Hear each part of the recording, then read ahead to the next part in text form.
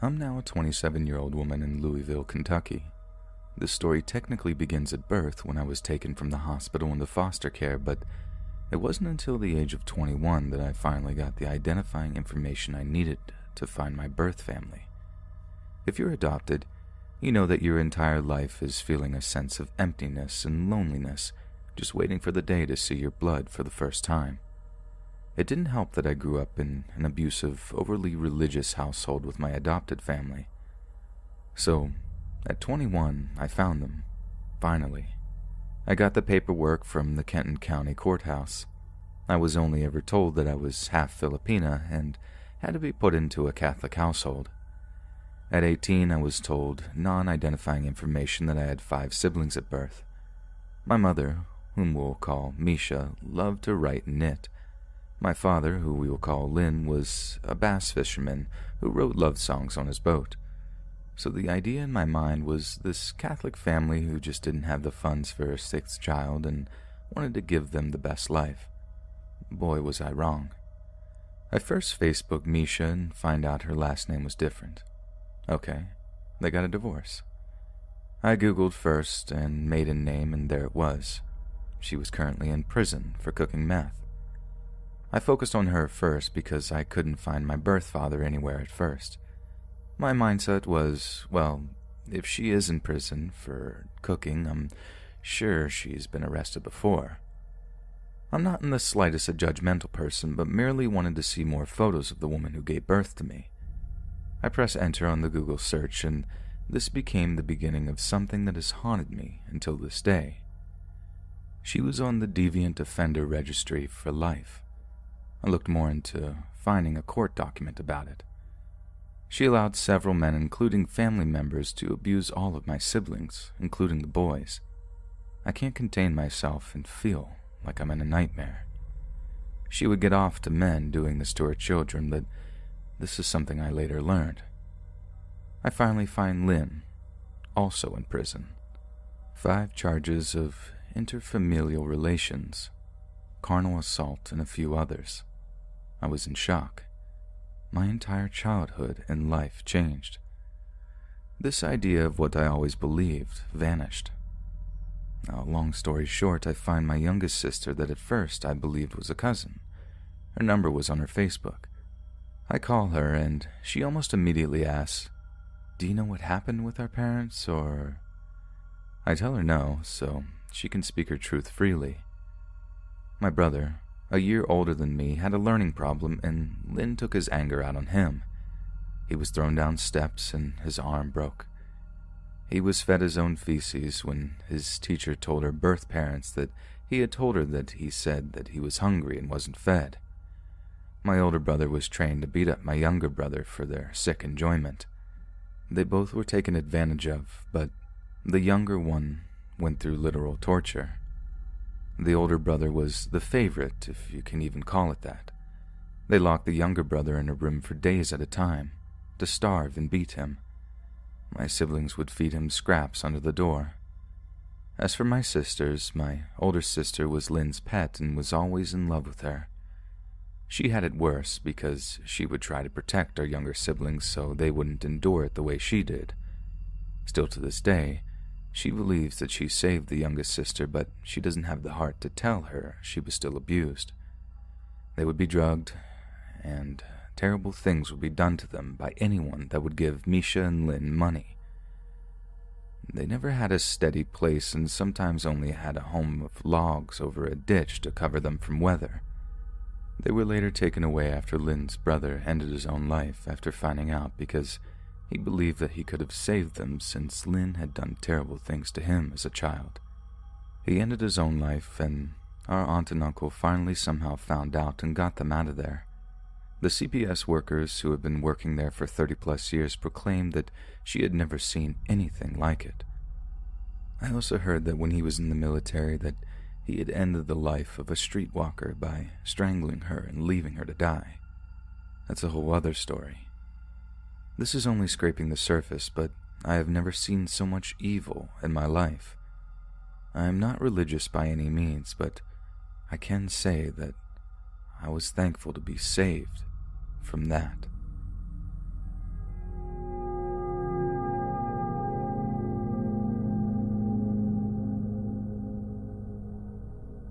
My story starts back in 2016. I'm a 23-year-old girl. At the time all of this took place, I was 20. I was working at a cafe near my house as a cashier. I managed to make some really good friends, which helped the work days go by very quickly. We would all hang out after work and drink and then go back to work the next day and repeat the process. One day I was working the morning shift with a few of my friends. I was the only cashier on the clock because my friend was on break and it was pretty slow. I was goofing off with my friend Andy when a guy around my age came up to the register. Andy knew him somehow, though I didn't think to ask how at the time. They exchanged a quick friendly catch-up and he ordered a soda that she just gave him for free. I remember thinking it was kind of odd to come into a cafe just to get a soda, but I assumed since he knew his friend worked there, he knew he could score some free stuff. Andy and I quickly resumed goofing off behind the counter, and I didn't give it another thought. A few days later, I got a text from a random number that said, "Hey, it's Patrick. I saw you at work with my friend the other day, and I thought you were really cute. I was hoping I could ask you out on a date." I assumed Andy had given the guy my number. I made a mental note to let her know that I would prefer she asked me next time, but I went ahead and responded because he was a friend of hers. He wasn't the usual type I would go for, and I had just gotten out of a relationship, but I didn't want to be rude.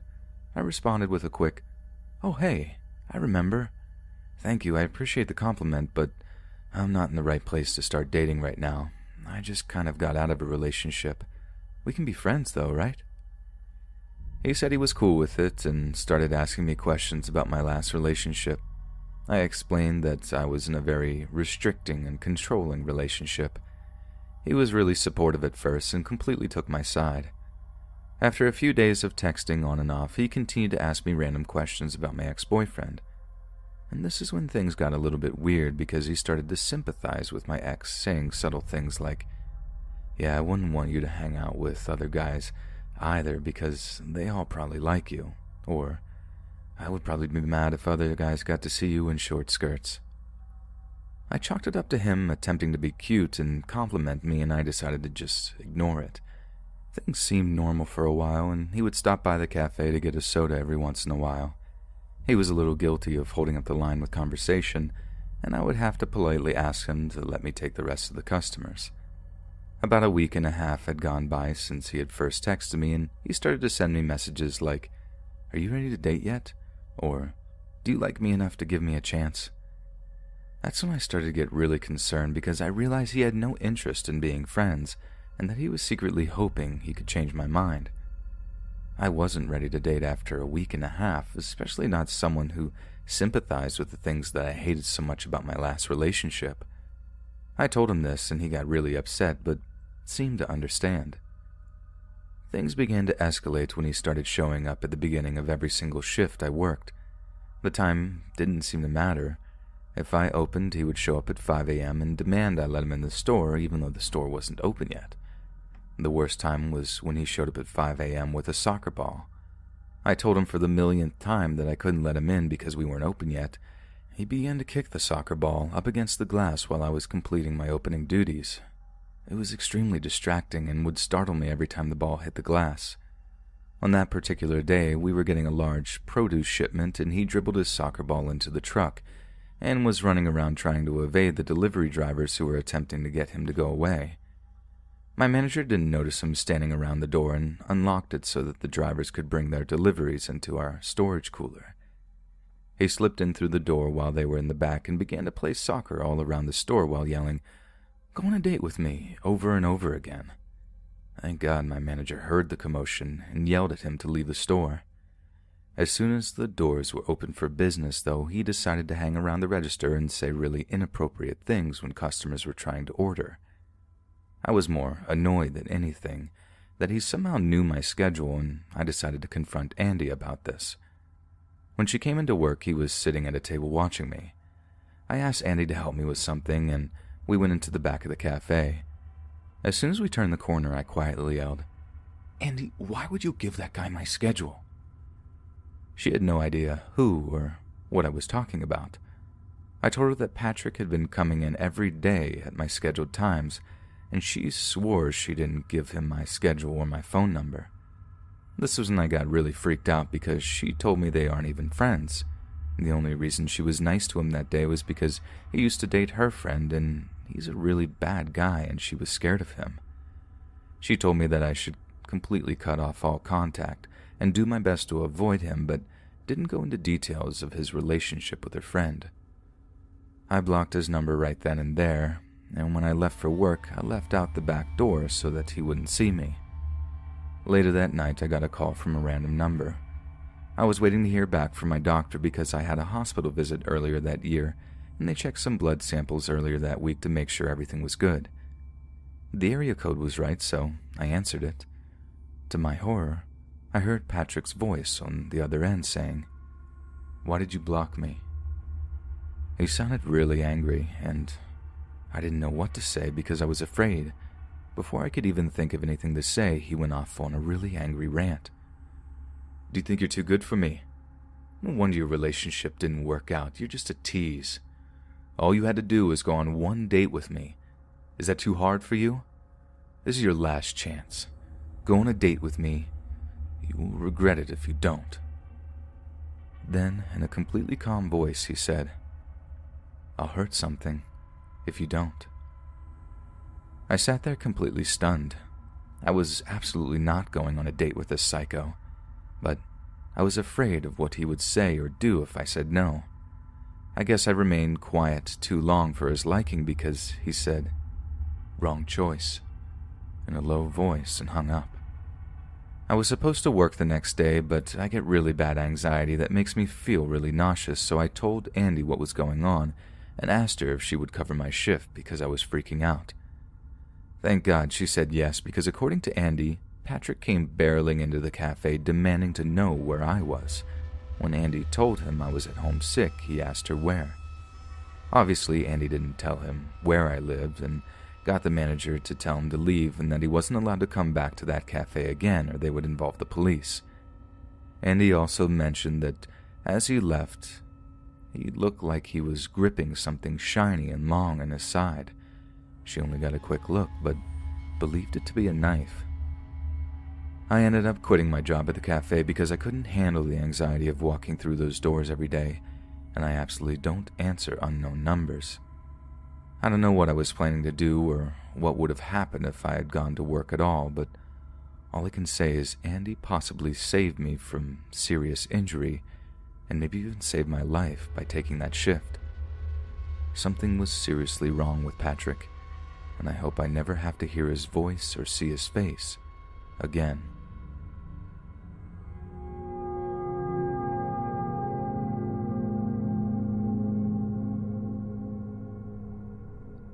I'm posting this for a friend who had a terrifying experience when she was in high school. She isn't part of this thread and doesn't listen to the podcast, but has asked me to keep it anonymous, so let's call her Rachel.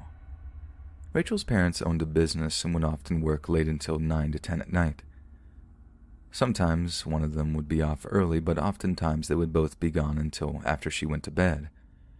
Rachel hated being alone at night, and sometimes I'd come over after school to hang out and have dinner until I reached my curfew. Sometimes I'd stay in the guest room if I stayed out too late. Most of the time, though, she would just call me for peace of mind and someone to talk to. I didn't mind because we had great conversations and felt bad for her that she had to be alone and uncomfortable. One night she called me like normal, and I was telling her about an upcoming wrestling match out of state. As I was mid-sentence, she said with a shaky voice, I think someone just knocked on my downstairs door." I told her not to worry because it was probably just a neighbor telling her that her outdoor or indoor cat had made its way into their yard again, which it had a habit of doing, so this wasn't an uncommon case. I said for her to go downstairs and look through the peephole to make sure it was someone she knew. Rachel set the phone down to go downstairs to look. A couple of minutes went by before she picked up the phone and said, "There's a creepy-looking old woman outside my door, pounding on it and not saying anything else." I didn't know what to say at first. I eventually said, "Oh, that's really strange. At least it's not a man or someone who could easily hurt you, I guess." I should add that it was wintertime, and although it was only around 6, it had already gotten dark. Rachel lived in a safe upper-class neighborhood with a low crime rate. After I asked Rachel if she was going to call the police or just wait to see if the woman left, about 5 minutes had gone by and she said, "I think she's gone. The banging stopped." We were both silent for a few minutes before Rachel said something horrifying. I noticed her voice lowered to almost a whisper as she exclaimed, "Oh no, I don't remember if I locked the back door." I then told her to lock her bedroom door and call the police to be safe. Whatever the woman wanted, and as harmless as she may be, you can never really know someone's full intentions. I think we can all agree that it's also strange for an elderly woman to be outside in the freezing cold darkness, knocking on random people's doors. I told Rachel to stay on the phone and that I was coming over, but the police should be there before me. I put her on speakerphone in the car and asked her if she could hear anything outside. "No, I don't hear anything," she said. "See," I said, "I highly doubt that a woman would break in even if you left the back or side door unlocked." A few moments went by before, through my speaker, I could hear a loud banging on what I assumed to be Rachel's door. I heard Rachel start to cry and yell out, asking who was there. "Is it the police?" I yelled, asking who it is. "Who is that?" Rachel yelled. No answer, only continued banging. I could hear Rachel crying and yelling at her door, and then the phone was silent. I sped to her house where, thankfully out front, I could see police lights and Rachel talking to a couple of officers. Rachel's mom arrived shortly after me, which was when I got the full story. There was a skilled nursing home nearby where Rachel lived. Apparently one of the residents had somehow gotten out of the locked wing where she lived. She wasn't known to be violent by the employees, but was in the advanced stages of Alzheimer's and would often forget where she lived and would try to get the staff to take her back to her home with her husband. Her husband had passed years back, and Rachel's parents had bought the house new when she was born. I guess it's not a very dramatic way to end the story, and actually rather sad. However, being a young girl knowing someone is outside your room banging on the door, not saying a word, has to be terrifying.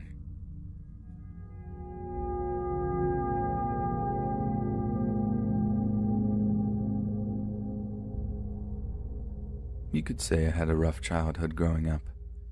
Things which happened in the past still haunt me to this day. I'm 25, female, anxiety-ridden due to multiple past traumas. The story takes place when I was about 13 to 14. At the time, my parents had just separated. My father was fighting his illness of alcoholism. My mother, a pathological liar, cheater, and, unbeknownst to me and my younger sister at the time, fighting a drug addiction. As I said, childhood was not easy. When my parents were together, they always fought due to their opposing addictions. So after they separated, my dad met and fell in love with my stepmother and moved far away and lost all contact with us. A few years down the road, my mom met a man named Cowboy, and we have moved in with him in a terrible house in a new town, about an hour's drive from the rest of our family. Cowboy had his own issues with drugs and alcohol and mental issues as well. He had never been around kids, teenagers, and definitely shouldn't have been. My mom at the time had issues with men, always had to have a man in her life no matter how bad they were. There's this condition where a woman needs to be with a significant other even if she is treated horribly. It's basically like they need to be the fixer and try and improve that person, although it sometimes ends in abuse. The house we lived in scared me. I had to sleep with the door open in order to have light shine in from the hall. Yes, I know now a fire hazard, but at the time, the only way I could sleep. My mom's and Cowboy's room was across the hall from mine. My sister's in the basement of the bungalow where we were living in. Cowboy was up late one night with their bedroom door open, very rare that it was, as they would hide away from me and my sister and do God knows what in the confines of their room. It was about midnight or later on a school night, so I politely asked if he could close the door so I could try and sleep or turn down their TV. This angered him. He gets up in a rage, walks across the hall and slams my door, telling me to F off, mind my business and keep my door closed. I retort in opening my door up again and explain I'm scared of my door being closed. Again, this time he slams the door in my face, breaking my nose. As blood, of course, is running down my face, my mom takes one look at me and screams at him to get out of this house now. Look what you did to her nose. My sister, mom, and myself rush to the hospital to get my nose checked out, then drive to my family's house an hour away for the night. Me and my sister get pulled out of school we were in, not knowing what was going on in our house as we're now staying at my grandmother's house. We find out we're going to live with my grandparents as my mom packs up our stuff, worried for our safety. One day my mom comes to my grandparents after work and tells us to get into her car, in hysterics. My grandma sees us out of the kitchen window and ushers us to our friend's house next door. Scared watching in our friend's house at the exchange going on outside with my mom and my grandma, my mom races off, never to be seen again for a few months. At the time, it was confusing the way my mom was acting, and what had happened between her and my grandma to make her leave us for months with no contact. These questions would not be answered until I turned 18. My mom was packing up her belongings from our old house, upset and depressed that she had made her boyfriend leave her because of him breaking my nose. So, she shot up drugs, takes our 2 dogs at the time and dumps them off the side of the road. We had been told she took them to a shelter. She's driving around under the influence without shoes or her glasses, and she's blind as a bat. She thinks to herself, seeing it's her kid's fault this man had left her, she should pick up her kids and drive into a pole and end us all. But on the road she calls my grandma and tells her goodbye. She's about to die. So as she pulls up to take me and my sister, my grandma races out knowing her plan, and tells me and my sister to go and hang out with our friends next door as she had already informed their mother of her plans. Grandma talks my mom down enough for her to drive to the hospital and admit herself. She then goes on to get help for her drug abuse. She's clean now, and a very loving mother and grandmother. I'm so thankful for my wonderful grandma for jumping into action so fast before we got into my mom's car, and God knows what could have happened to us. Sometimes people need to work through things to get better.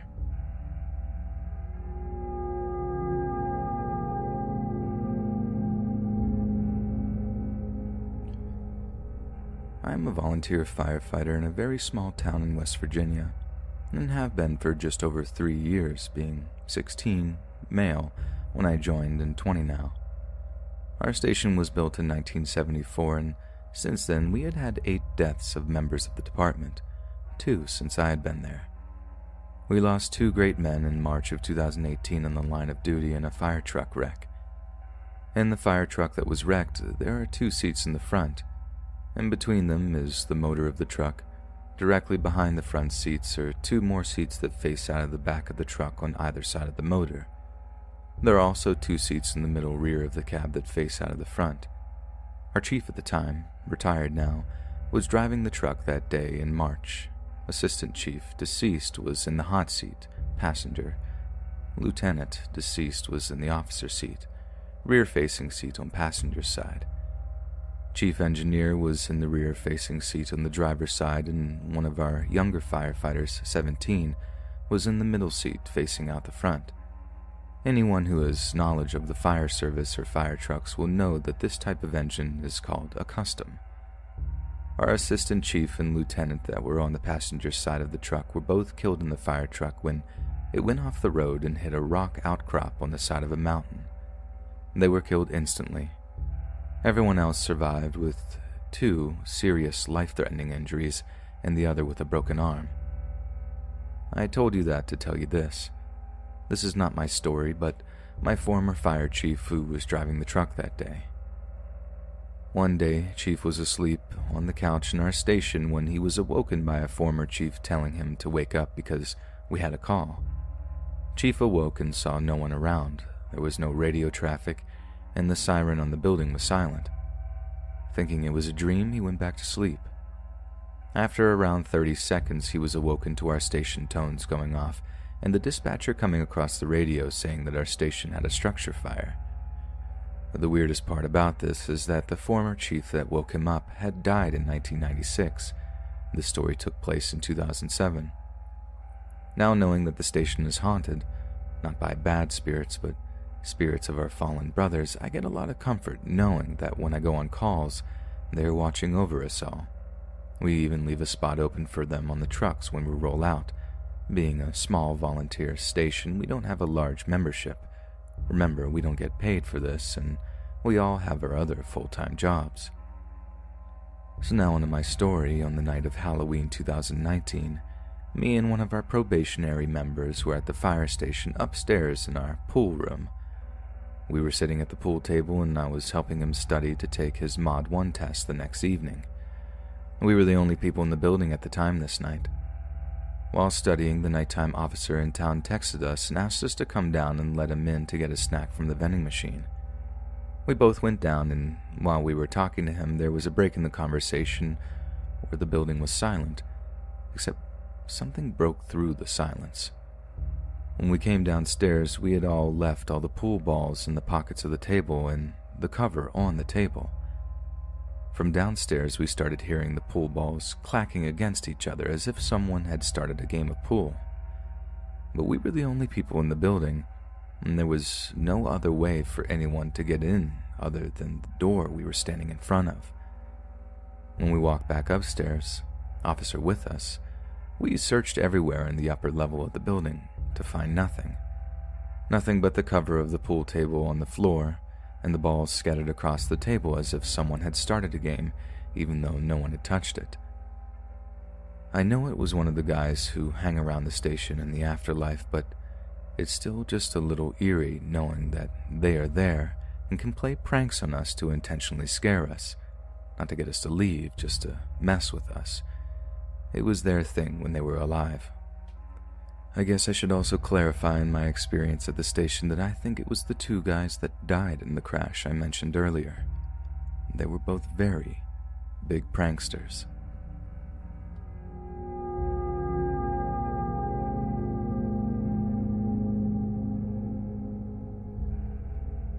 It was the spring of 2016. I was 17 years old, and let's just say I was a very rebellious teenager. I started getting tattoos behind my parents' back in someone's basement. Stupid, I know. Well, I was getting 2 pieces done with my tattoo artist. He invited some of his friends over while working on my leg piece. The piece on my leg required me to pull up my shorts. One of his friends, we'll call him Tyler, started hitting on me, and I tried my best to be short and see if he would get the message that I wasn't in the mood to talk.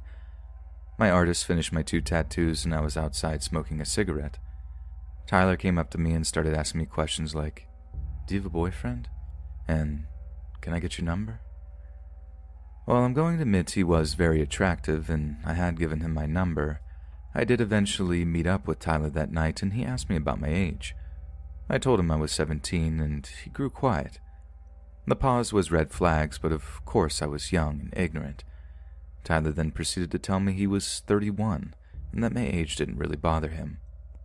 At this time, I was too young and reckless to care that this dude was twice my age. Fast forward 4 months later and we began dating. Everything went well until one day Tyler got really high and started accusing me of cheating and got in my face and started screaming. I was shaking and didn't know how to reply to his accusations that were false. I had never given him a reason not to trust me, but of course I ignored the red flags. Another 2 months had passed and Tyler started to get obsessive, and he would start driving by my house and asking me where I was at and why I wasn't home.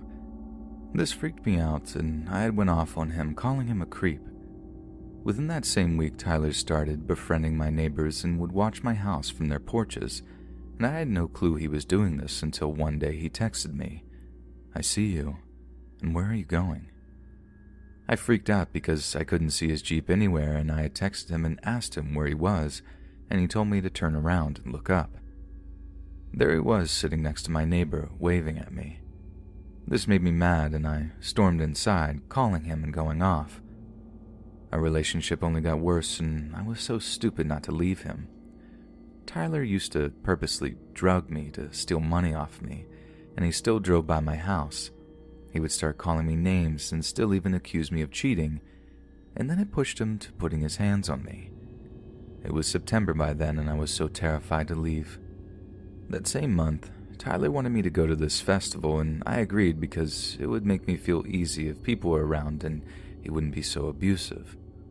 Boy, was I wrong. The first night we went, Tyler got so drunk he started putting his anger towards me for no reason at all. I wasn't about to argue with him, and I walked away and got into his truck to ease my mind. Then all of a sudden I felt the door open, and two big hands wrap around my arm, and I was slammed up against the truck. And it was Tyler with hatred and fury written all over his face. He smacked me and dragged me into the tent and locked the outside of it so I couldn't get out. At this time I was panicking and I was screaming to be let out. No one could hear me over the loud music, and it was quite dark. I started crying and I begged and pleaded to be let out. Tyler then came in and started to caress my face and told me how sorry he was. That was his go-to move to calm me down and make up for what he did. That same year, Tyler did the unthinkable. I found out he was a married man of 10 years to the mother of his children. He lied and told me he was divorced and lived with his grandparents, and I had been to their house multiple times, which I had believed. His wife called me and asked me questions, and I felt she deserved to know. I told her everything, and she told me she was going to court to gain complete custody of the kids and let him have no access to them. Tyler was so angry and furious by this, and he threatened to shoot up my job. He threatened to end my own life and himself. That day after work, I went to the police and filed out a report, blocked him from everything, and Tyler never made an attempt to contact me again. If you're seeing this, be aware of who you let into your life and run away from people who give off red flags from the beginning.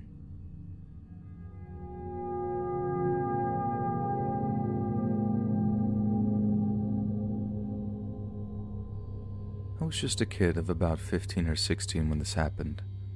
This was in the days when just about every kid in school or around the neighborhood had some type of part-time job.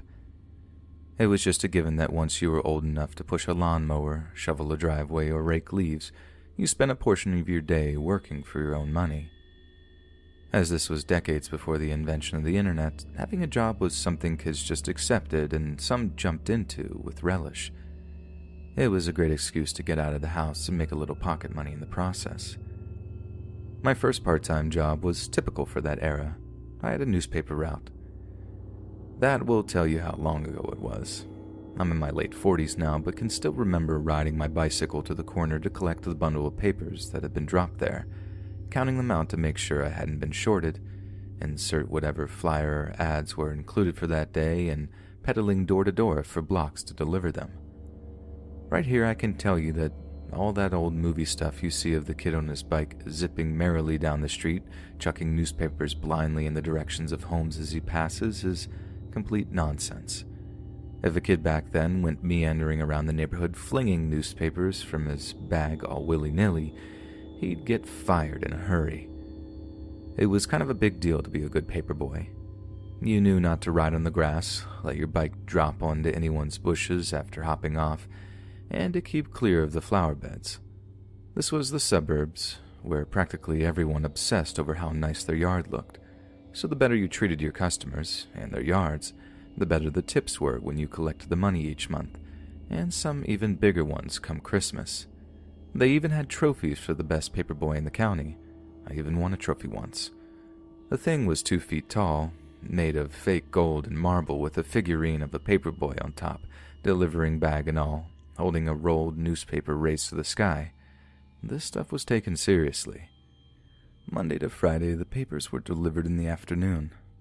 Saturday and Sunday were the only days back then that the newspaper was delivered in the morning. When I figured out that the bundles were usually dropped as early as 5 a.m., that's when I get to start my route. It wasn't that I was gunning for another trophy. It's just that if you got up that early, it'd still be dark by the time you came home. Then you could just crash back into bed and wake up at your leisure to a free Saturday or Sunday, as if you've never had to get up in the first place. Paperboy logic. This took place on a Sunday. The Sunday papers sucked to the extent that they were the thickest and required the most inserts, including the comics section, which we still called the funnies.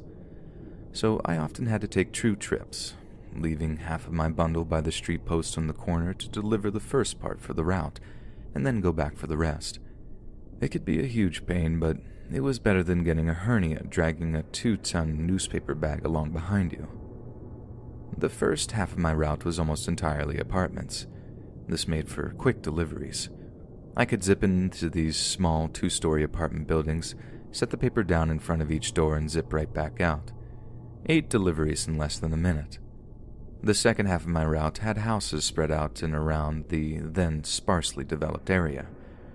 Right in the middle of my route was what was called the Horseshoe. It was a dirt road that formed a U-shape, with the upper prongs connecting to the main road. You go down the Horseshoe on one side to curve around and go up the other side when on my route.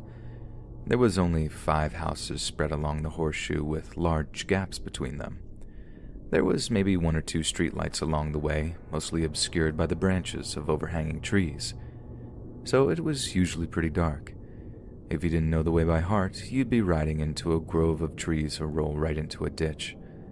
That was the main reason that I loved nights with a full moon. The light of the moon shone down on the houses along this dirt road, making it easier to see. Sometimes it wouldn't even seem like it was still nighttime, if the moon was really bright and there wasn't any cloud cover. In the winter, with all the fresh snow everywhere, a full moon meant a very well-lit route. What follows is the one time I wasn't all that crazy about there being a full moon. Dead center of the Horseshoe's curve was a single house perched on a small hill. It was a nice 2-story job with flowers running the length of the porch, a bench swing at one end near the front door, a 2-car garage, the works. Ideal suburbia. The only thing about this house was that it had the steepest driveway in the neighborhood, so getting up the darn thing was a chore even if you had good momentum on your bike starting out. Once to the top of mountain driveway, I'd just roll up the paper, slide it into the mail slot in the side door by the garage, give it a quick tap to send it inside, and then turn around and enjoy a fast glide down the driveway at top speed even without pedaling. It didn't go quite like that this time. As there was a full moon that night, it was pretty bright, even for 5 in the morning. Lots of houses were painted white or light colors, so they reflected the moonlight well. There was also no wind, which was a huge plus. No worry about the wind yanking the paper out of your hand before you could get it rolled up, and no fight against the wind either going through the route or coming home. When I rounded the curve at the end of the Horseshoe, I was making good time. Even with the Sunday supplement doing its best to weigh me down, I'd already delivered the first half of the route and was looking forward to finishing quick so I could return home to bed. I pedaled up the steep driveway, only having to stop once to push myself along with my sneakers. I dropped the kickstand and dismounted, already digging into my bag for a paper. At the top of the driveway, the whole front of the house practically glowed in the moonlight. Bright white paint, red shutters, all those flowers. It looked kind of pretty. That's when I heard the creak. I stopped, not certain what I heard. It was definitely metal, like the hinges on a gate being opened. But there were no gates nearby that I heard of, and none of the houses on the Horseshoe had fenced-in yards. Then I heard the creak again, which rose and pitched to a squeak. This time I recognized the sound immediately. It was the sound of a swing, moving. I'd been to every playground in town growing up, so I knew the sound that chains make when you used a swing. There was a kid's playground not far from where I was, but I doubted I could hear one of the swings from that distance. Besides, a quick glance confirmed that the playground was deserted, as it would be at 5 in the morning. The moonlight made that view clear. Then I heard the squeak again, lasting a bit longer. The hair stood up on the back of my neck as I realized that the sound was close. I looked back to the house and saw the bench swing at the end of the porch, suspended from 2 chains. It was rocking back and forth, and there was no wind to push it, and there would have to be quite a gust to budge something that heavy anyway. Then the swing picked up speed as if someone on it was pumping their legs to get it going. My heart started pounding like crazy. There was nobody on the swing, not a soul. It was empty and there was no place to hide beneath it where someone could reach up to push it as a prank. The swing was just swinging back and forth on its own. I was completely terrified but couldn't look away. What was I seeing? There in the light of the full moon, an empty bench swing was rocking higher and higher back and forth, with nobody sitting in it. That's when I heard it. A giggle. I heard the giggle of a little girl, perhaps 4 or 5 years old at the oldest. My jaw dropped open and I was physically shaking. Let me emphasize that there was nothing sinister about this giggle at all. This wasn't a menacing laugh or a piercing cackle. This was the mischievous, tittering giggle of a very young girl at play. It was coming right from the empty bench swing. I couldn't breathe. I had never felt so frightened in my life. Anybody else at that point would have just run, or ridden away, pedaling as fast as he could go. But no. I was a good paper boy, and I had the trophy to prove it, acting solely on reflex, for want of another way to explain it.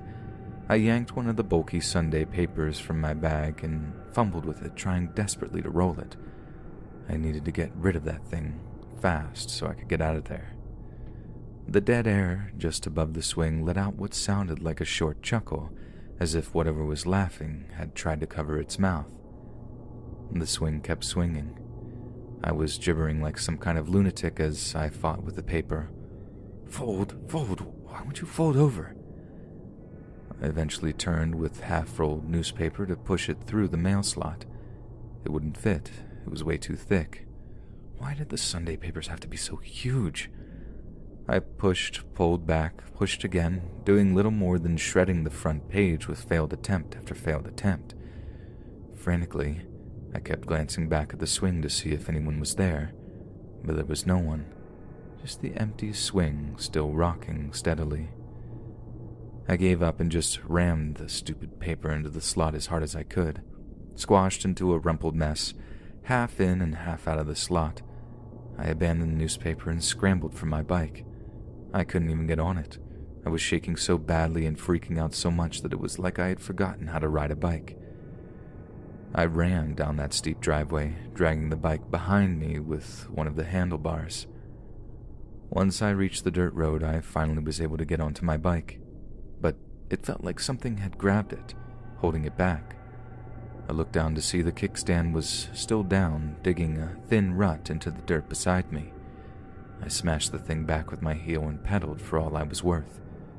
There wasn't another sound of giggling, but the swing rocked a little higher, as if my terror was providing great amusement for whatever sat there. I could still hear the chains on the swing squeak as I took off. At the next house, I didn't give a tinker's care about paperboy delivery protocol. I just chucked the fat Sunday edition at the door by their garage and was already zooming off before the thing hit the ground. Same for the next house, and the next one. Just like in the movies, right? I think by the time I completed my route that morning, I may have gone back to delivering the newspapers properly. I don't remember now. I didn't remember then. All I could remember was that empty bench swing, that disembodied giggle. When I got home, I did fall back into bed, but I didn't go to sleep. I just stared at the ceiling and felt terrified until the sun came up. The following week, it was business as usual. Afternoon deliveries, same as normal, and come the weekend, I made sure that there were fresh batteries in my Walkman so that I could drown out any unearthly giggling with the songs of Kenny Loggins and Michael Jackson. I never did hear the giggle again, not that I wanted to. The swing only ever rocked when a person was in it or when we were in the midst of a January blizzard. Even then, it only moved a little under the pounding wind. Like I said, it was heavy. Nothing else creepy or unusual ever happened on my paper route again. Even with what had happened, I realized it could have been worse. I mean, that giggling wasn't followed by any sudden footsteps as an invisible ghost child leapt off the swing to come running after me. That would have made for one heck of a story, but most likely one that ended with me suffering heart failure or winding up in a mental institution. To this day, I have no explanation for that giggle. Some say I was being pranked. Others tell me it was a spirit or sprite of some kind. All I can tell you is I know what it's like to be scared by a prank or unnerved by a ghost story. Later in life, I even had a panic attack a few times, so I know what it's like to feel scared. But nothing, ever, has left me as scared as I was that Sunday morning under the full moon when I heard that giggle.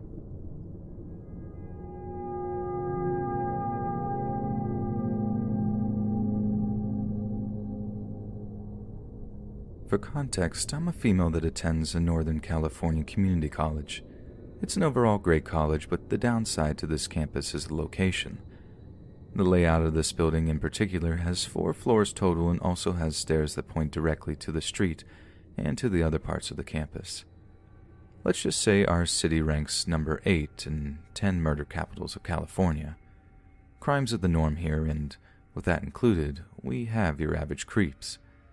Since I work 40 hours a week, I end up taking night classes because of how well they fit my work schedule.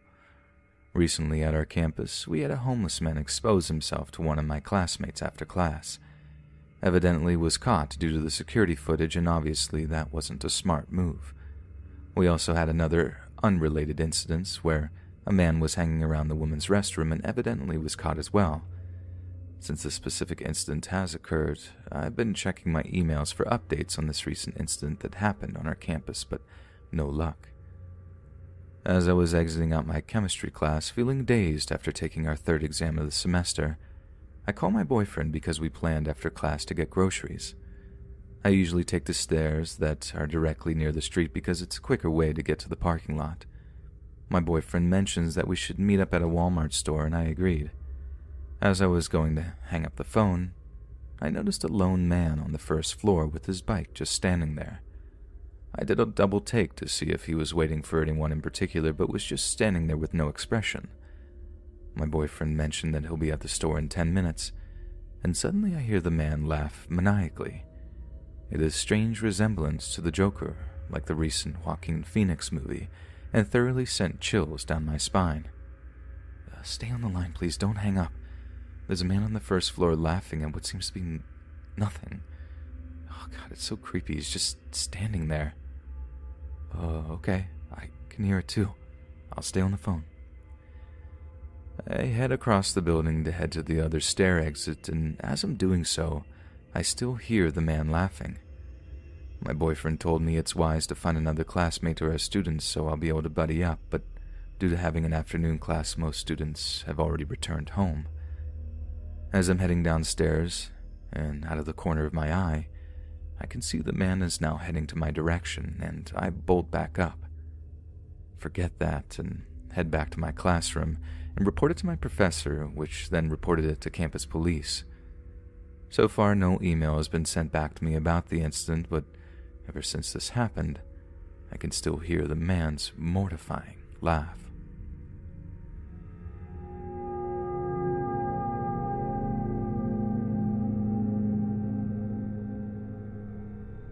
I'd like to start this off by saying I'm a 19-year-old girl about 5'5", weighing 110 pounds. To many people, I'm considered tiny and approachable. To give a little backstory, I've worked at a pharmacy for the last year and a half, mainly doing grunt work, i.e. garbage runs, filing, making boxes, and the like, along with my normal prescription filling duties. My office is located in a sketchy part of downtown in a major city.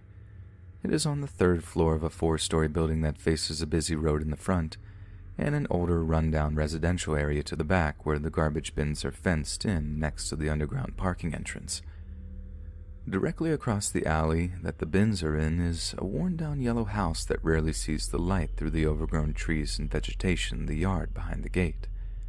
I'd never seen anyone in or around that house during my daily garbage runs, though I did notice 2 very large cane Corso dogs that were caged on the rickety deck. I kept getting that feeling of being watched during one of my more recent trips to the bins, and I hesitantly glanced towards the creepy yellow house to find nothing out of the ordinary. Now, I'm an avid horror fan, used to being a little bit spooked by cliches like creepy houses, and spend my days being paranoid over everyday circumstances, constantly looking behind my shoulder and being suspicious of everyone that moves around me. So, I chalked it up to me being paranoid. The feeling never subsided, so as I rushed to finish the job, I took one last peek behind me and saw a very tall, slender man with unkempt, shaggy gray hair, wearing a tattered white tank top with holes and stains, peering out the bay window over the deck and straight at me. At this point, I had never known someone that lived there, as I had never seen anyone, and my customer service instinct kicked in, and I gave him the best polite smile I could form. He did not return it, and continued to burn his eyes into my being, and after what seemed like hours, he slowly retreated back out of sight, never breaking eye contact. This was just my first encounter with this man, but by God do I wish it was my only one. The next few times were normal, with me glancing every now and then to see nothing but the pitch black inside the house and a few birds fluttering around his yard, until the day that is burned into my brain forever. It was a hot and sunny Tuesday, and I had worn a navy dress to keep me cool during the day. The time comes for me to do my garbage trip, and I grabbed my X-Acto knife, used to break down cardboard, and slipped into my dress pocket. Pulling my small cart of cardboard and garbage around the fence and into the partially enclosed area of bins, I look across the alleyway and see the man standing on his deck. He walks over to the cages and lets the dogs out, and they sprint down the stairs of the deck and up to the chain-link fence surrounding the yard and begin barking ferociously in my direction. After getting refocused on my job at hand, I periodically peered over my shoulder and out of the corner of my eye to keep tabs on this man. Until the last time I did so, when I could no longer see him standing on his deck, but rather he was slinking along the sidewalk outside of his fence, in the shadows of the trees from his yard. He paced back and forth about 30 feet in each direction before spinning back around to go the other way. I began panicking and rushing, catapulting the cardboard into the bin, and that's when I heard the sound.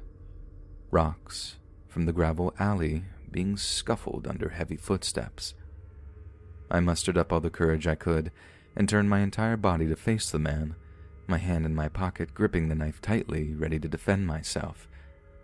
To my horror, the man was less than 10 feet in front of me, head down, staring at the ground with one hand behind his back, the other in his pocket. As he closed the gap between us, I heard a voice from behind me, to my left. I turned to investigate the voice, and it was a young man, a tall, gawky man, probably around 23 or 4, that I recognized from the cafe on the first floor, with a garbage bag in his hand. He asked me, "Is that your cart?" I glanced towards the cart, and dumbfounded, I responded with, "Yes." He struck up a conversation with me and came close and rested his hand on my shoulder and looked me in the eyes and whispered, "Come with me." He grabbed my cart and began walking towards the building. This is when I turned back to look at the man who had scurried back across the alleyway to his fence, scrambling to open the latch while shoving something into his pocket and cursing under his breath, shooting daggers at the cafe man. When we made it back into the parking lot adjacent to our building, he stopped and he said, "I was on my way to the bins when I noticed the man coming toward you. I hoped asking you about your cart and being near you would deter him from whatever he was thinking of doing. Now you be safe and bring a partner every time you're down here, or you can come grab me if no one else can." We said our goodbyes, and I thanked him profusely. I never went down alone again after telling my coworkers what had happened. To the young men in the cafe at the time, your small talk seemed meaningless and forced, but it very well could have been the reason I'm still alive to thank you for being my hero and saving me from a possible life-threatening attack. I am forever grateful.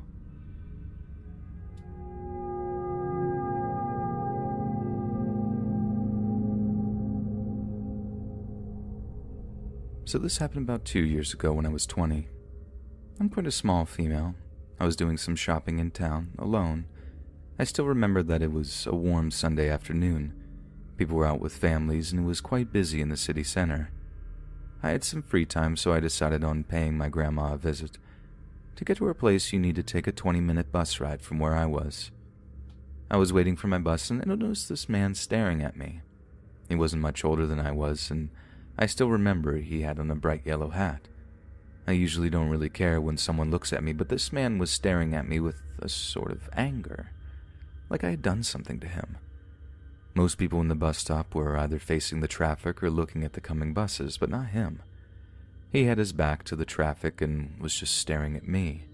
I had a weird feeling about him, but I saw my bus coming and just hoped he wouldn't get on it. Except he did.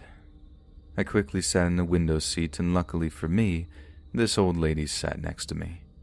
This old lady was like a shield between me and the sky. He stood next to our seat almost the whole ride except for pacing around oddly a couple of times. I was already quite freaked out and was texting my at-the-time boyfriend throughout it. While he hadn't actually done anything to me, I just had a really bad gut feeling. A few stops before mine, the old lady sadly got off the bus. The guy's behavior became even weirder. He sat next to me, which made me completely tense up.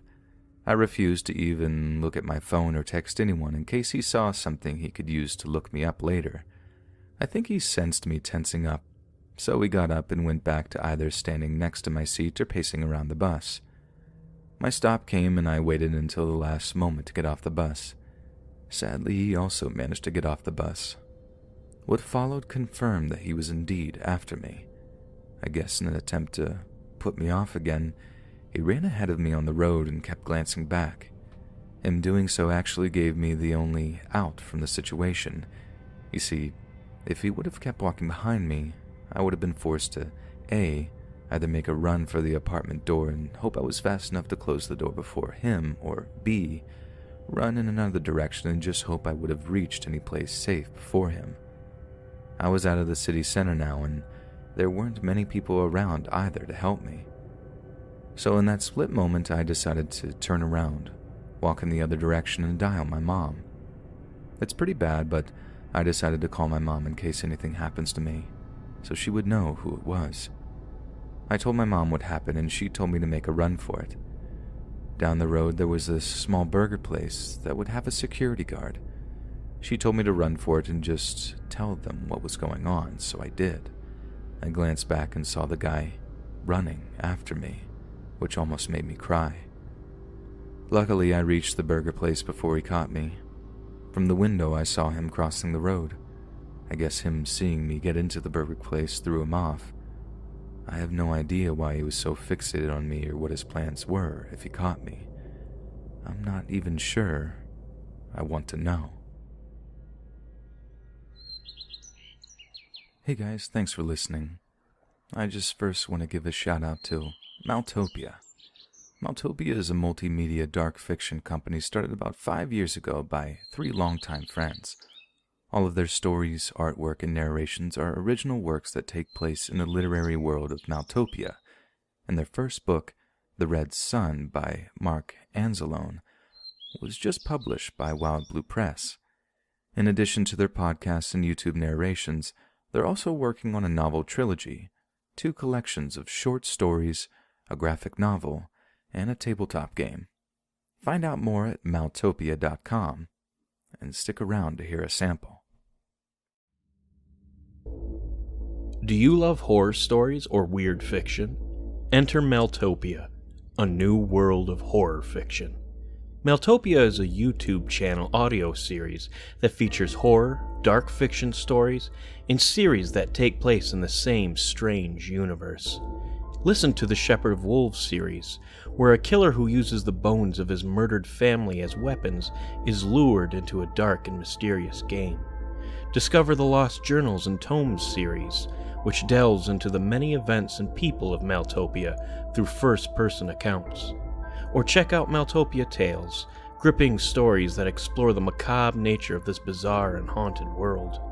All series and stories intersect and influence each other, providing horror lovers an immersive experience. Just go to YouTube and search for Maltopia, Maeltopia, a new world of horror fiction. or just click the link to our channel in the show notes below. So come visit us and join the darkness.